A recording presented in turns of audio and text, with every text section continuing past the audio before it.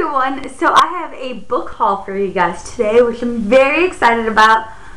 3 of the 4 books I have not read, so I will be reviewing those later. But one of the books I have read, and I'll do kind of like a little review on that too. But there's also a series I want to talk about at the end of this video, like after the haul. And I'm really excited about talking about that because I looked for a tag video from it because it's kind of a popular series. It's been out for a while, and they also have like a spin-off prequel series that I've kind of mentioned briefly in my last book video.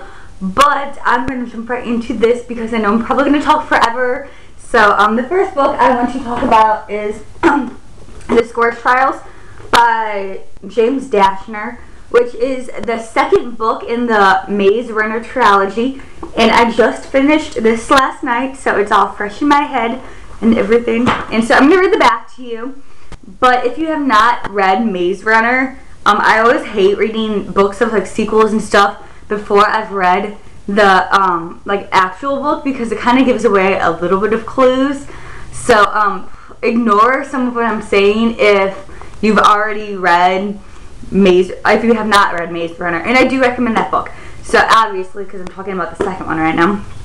But it says on the back, the maze was only the beginning. Solving the maze was supposed to be the end. No more puzzles, no more variables, and no more running. Thomas was sure that escape meant he and the Gladers would get their lives back, but no one really knew what sort of life they were going back to. Burned by sun flares and baked by a new, brutal climate, the earth is a wasteland.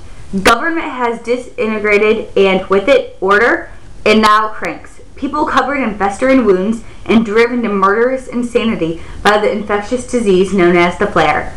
Roam the crumbling cities hunting for the next victim and meal.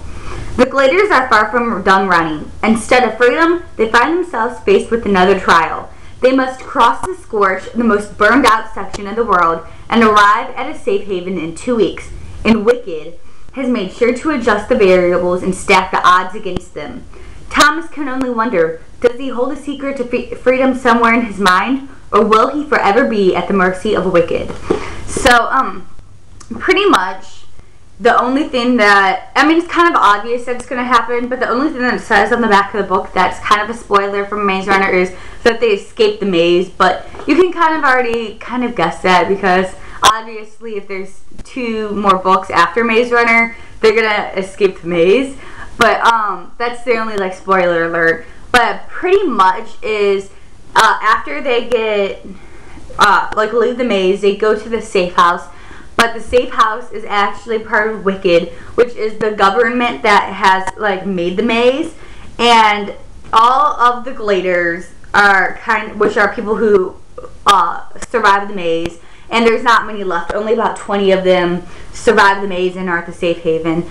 But basically they get to the safe house where they only stay 1 night in like safety, thinking that like things are fine and are gonna get back to normal. But in reality, things are not fine, and they're set back into another like kind of like course, like almost like an obstacle course, but not really. Like people die. There's some really gruesome things. It's pretty violent, and normally I didn't think I would have liked books like this that are just kind of really violent, but they're so good, and there's so much in suspense, and the chapters are really short. Like you'll see right here, it says chapter 22, and then like 1 page, 2 pages, chapter 23. So like the chapters are really short, which I love it when chapters are really short because that causes like the book to go so quickly.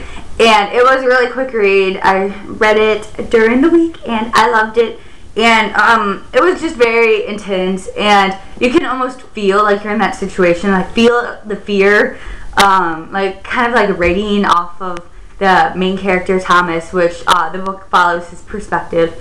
And pretty much it's him and his friend's journey through the like kind of like wasted desert land, which has like gruesome lightning storms, and like people get struck by lightning, and then they go through this ruined city where there's almost zombie like things, and they have to go through like underground, almost like abandoned subway shafts and stuff like that. And then they like the main character gets abducted by Group B. Not abducted, but like kidnapped by Group B, which is the girl group, which the maze, there was all guys and one girl who was the last to arrive in the maze, but Group B was all girls, and then there was one guy who was the last to arrive in the maze. So it was kind of opposite, like two groups, and they're tested by the same variables, and they come face to face in this book. So it was really good, and I recommend it to people who like, even if you normally don't like action like kind of books,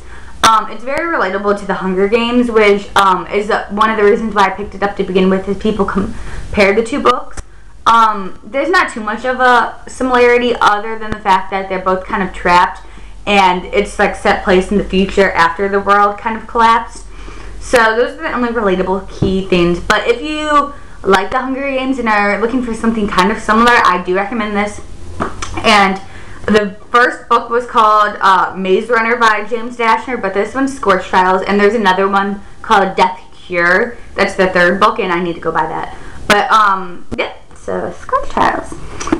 The next book, and now these are books that I have not read, so I'm not able to give any kind of description other than what's said on the back. So I'm just going to read the back to you guys.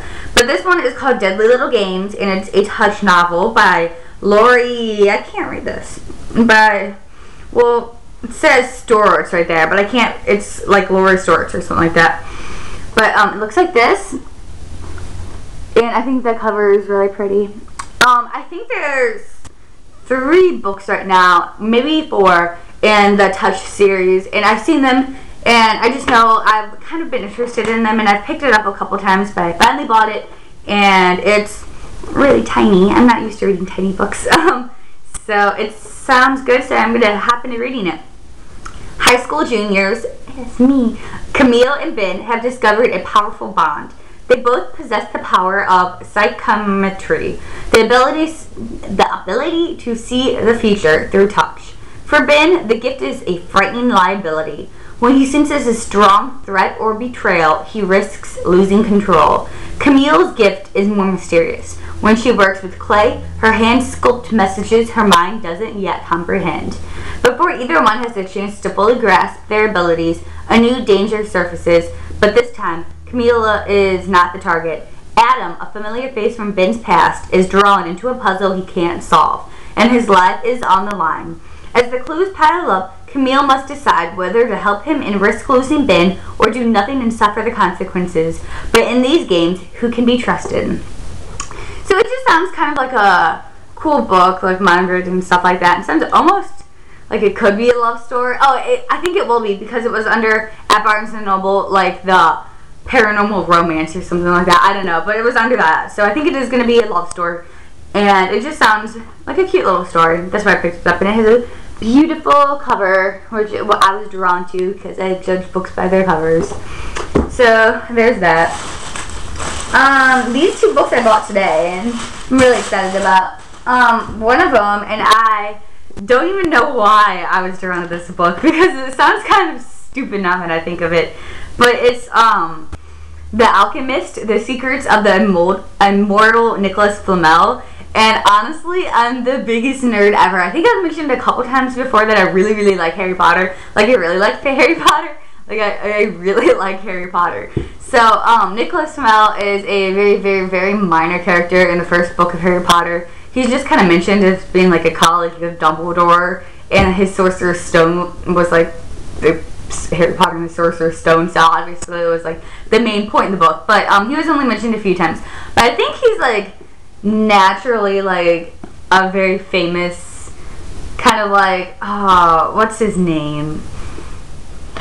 Everyone knows like those really famous old wizard people from the 1300s who aren't real but are mentioned in a lot of like fiction literature. So Nicholas Flamel is one of those.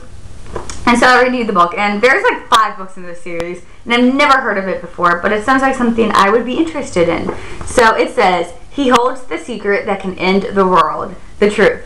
Nicholas Flamel was born in Paris on September 28, 1330. Nearly 700 years later, he is acknowledged as the greatest alchemist of his day. It is said that he discovered the secret of eternal life. The records show he died in 1418, but his tomb was empty. The legend. Nicholas Flamel lives, but only because he has been making the elixir of life for centuries. The secret of eternal life is hidden within the book he protects, the Book of Abraham, the Mage. It's the most powerful book that has ever existed. In the wrong hands, it will destroy the world. That's exactly what Dr. John Dee plans to do when he steals it. Humankind won't know what's happening until it's too late. And if the prophecy is right, Sophie and Josh Newman are the only ones with the power to save the world as we know it. Sometimes legends are true, and Sophie and Josh Newman are about to find themselves in the middle of the greatest legend of all time. I think this sounds really exciting. I think out of all the books, this is, did you see that? This is the one I'm going to read next because it just sounds really suspenseful. And there's like 5 of them, so I could be entertained for a while.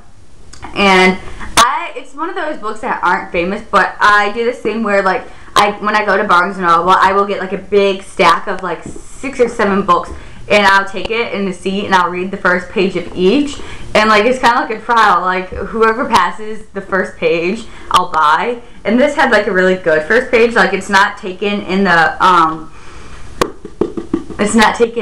perspective of Nicholas Flamel, which when I read the back I originally thought the first page is taken in the perspective of a girl, which I'm assuming is Sophie, and just like it sounds like it's told in modern day perspective of a girl, which I'm interested in. So that, and the cover is really cool looking. It looks kind of old, and it looks like there's runes right there. But it was really good sounding, and I'm gonna actually throw this on my bed right now because I'm gonna start that later. So yay! Okay, the last book that I just bought is called The Fallen, and it's the first book in a series, and it's by Thomas E. Schnanengoski. Name. But it looks like this, and this book is very similar to the series I'm going to talk about at the end of this video, which is, well, it's not really similar, but it's really big, and I love big books. Actually, I think this is 2 books in one. I think it's called The Fallen and Leaping in one, but this has a big 1, and I think I saw a book with a big 2 next to it, so there might be multiple ones. So let's read it. The ultimate quest for redemption. On his 18th birthday, Aaron begins to hear strange voices and is convinced he is going insane. But having moved from foster home to foster home, Aaron doesn't know whom he can trust. He wants to confide in this cute girl from class, but fears she'll confirm his crazy. Then a mysterious man begins following Aaron. He knows about Aaron's troubled past and his new powers, and he has a message for Aaron. As the son of a mortal and an angel, which that's the part that will be in, okay. Aaron has to choose to redeem the fallen. Aaron tries to dismiss the news and resists his supernatural abilities, but he must accept his newfound heritage, and quickly, for the dark powers are gaining his strength and are hell-bent on destroying him. The story continues in The Fallen 2. So, yes, this sounds like it's very good, and it sounds like it will relate to the series I'm about to talk about that I'm really excited. Woo! It's time to talk about good series. Okay, let's drag these bad boys over here. I miss reading these books so badly. Like, I just want to, it's like reunited right now. I just want to hug them to me. Just, okay. I miss these books so much. Like, it's not even funny. Like, okay. These are freaking thick books. Like, each of them are about, like, 500 pages. And there's 6, well, there's 1, 2, 3, 4, 5. Ooh, that means I read 7. That means I read 3,500 pages in the past 2 weeks. Because there's 5 books in this series and 2 in the prequel series that I was talking about. Oh, here's the prequel series. No, I'm just kidding. I read 3,000. This is the, and I talked about this in my last book video, Follow Your Literature, and this is Infernal Devices. I'm not going to talk about that, but I like that series better. But this is called the Mortal Instruments series, and it is the best series I have read since The Hunger Games, which I read during the summer. But oh my gosh, like, I can't even tell you how badly I love this series. Like, I want to be a shadow hunter so bad. Like, I'm in love. I'm in love so much.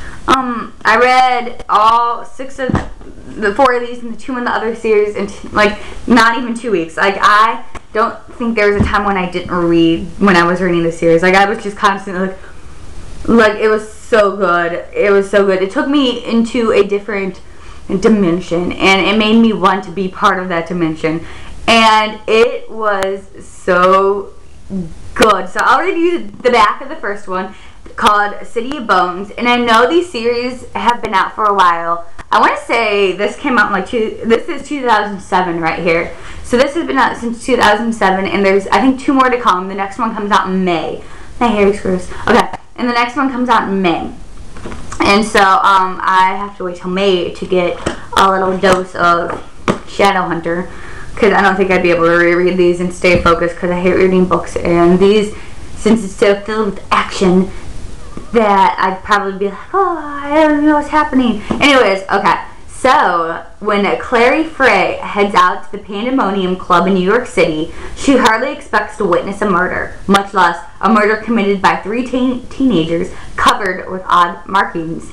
This is Claire's first meeting with the Shadowhunters, warriors dedicated to ridding the earth of demons and keeping the odd werewolves and vampires in line. It's also her first meeting with gorgeous, golden-haired Jace. Within 24 hours, Claire is pulled into Jace's world with a vengeance. When her mother disappears and Claire herself is attacked by a demon. But why would demons be interested in an ordinarily mundane like Clary? And how did she suddenly get the sight? The Shadowhunters would like to know.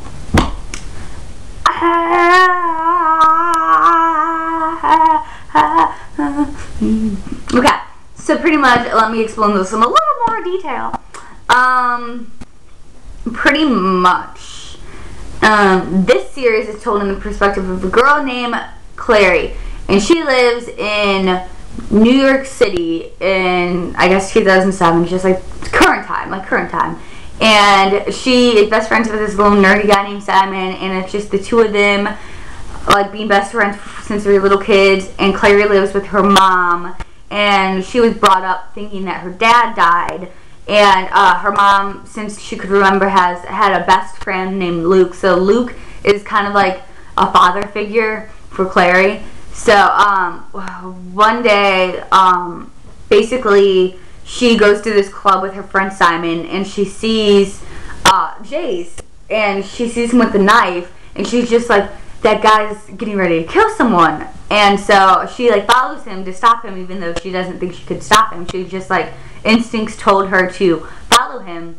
And inside this like room, I read this book a while back. I like read all these, so I'm trying to think of just this one. But inside this room, she like is 2 other Shadowhunters that are young who live in the Institute, which is Alec and Isabel Lightwood, and they're like killing a demon, but it looks like a human.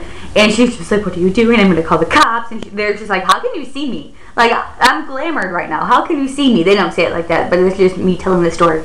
And pretty much that the Shadowhunter world and the down world, like the world of vampires and warlocks and werewolves and all that stuff, is glamored, so you're not able to see it unless you look past it, which like you can't see it unless, you know what I'm saying, like unless you notice it, you can't see it, which like stuff like that is like in all kind of fantasy books, like things that are glamored, but it's called glamored here, and apparently they're glamored and she can see them. So she goes home, and pretty much the next day her friend Simon has a concert, and her friend Simon's friend is reading like slam poetry at a coffee house or something like that, and Jace is there, and she goes and talks to Jace. But while she's like talking to Jace, her mom calls, and her mom's like, I really need you to get here. We need to leave. Like, we can't be here. We need to leave. And then like the line gets disconnected, and so Claire is freaked out. She's just, I need to go find my mom, and I need to go save her. So she goes back to her apartment, and like everything's normal. Like you can't wait. I think everything's normal. You can't tell anything's missing or everything's destroyed. One of the two. But her mom's gone. And there's a demon there that attacks her, but then Jace comes and saves her, and he takes her back to the Institute, which is where like the headquarters of Shadowhunters in New York City, but there's one in like each major city, like the prequel series London Institute, but that's beside the point. But what I like to do is I read the series first, which it came out after this one. So I think you're technically supposed to read this after, but I read the series first, and I loved making the connections. Like I love like the main character in this one, Will Herondale. The last name of the like, not governor, but kind of like the clave leader. That's what they call it. Last name is Herondale. So I just love making those connections. And here they have like kind of like snobby people with the last name Lightwood, who's trying to take the like leader position at the institute, while Alec and Isabel, their last name's Lightwood. So like I just kind of like being like, oh, they're related to so and so. So that was kind of fun. But this series was so good. It brought like me into a world of loveliness. I don't know. I just loved it. And that's about all, folks. That's all I can tell you is I recommend this. Oh, and it's the Mortal Instruments series by Cassandra Clare. I don't even know if I said that. I think I said Mortal Instruments, but it's by Cassandra Clare. And I found these I found this book first at the grocery store. And I know you can get them at Walmart and Target too. So it's those books that are so good, you can find them everywhere. And so I bought it and I took it home and I read it, and then I didn't stop reading ever. So that's all, and I'm going to leave now, and I'm going to list down below the books that I'm talking about and put some links and fun stuff like that. So, thank you for watching, everyone, and I hope I inspired you to go read, because I'm going to go read a book about Nicholas Flamel. Bye!